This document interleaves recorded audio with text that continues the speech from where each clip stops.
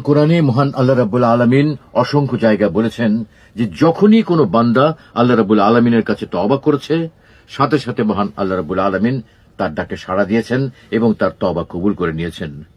যেমন আল্লাহ তাআলা পবিত্র কোরআনে বলেছেন, তোমাদের পালনকর্তা বলেন, তোমরা আমাকে ডাকো, আমি তোমাদের ডাকে সাড়া দেব।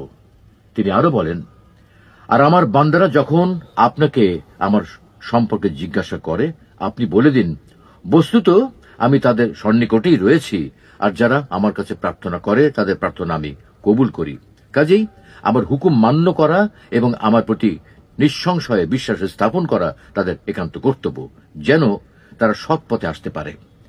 মহান আল্লাহ রাব্বুল আলামিন তার বান্দাদেরকে ভালোবাসেন, তাই তার বান্দাদেরকে ক্ষমা করে দেওয়ার জন্য বিভিন্ন উসিলা খোঁজেন, বিভিন্ন বাহানা খোঁজেন।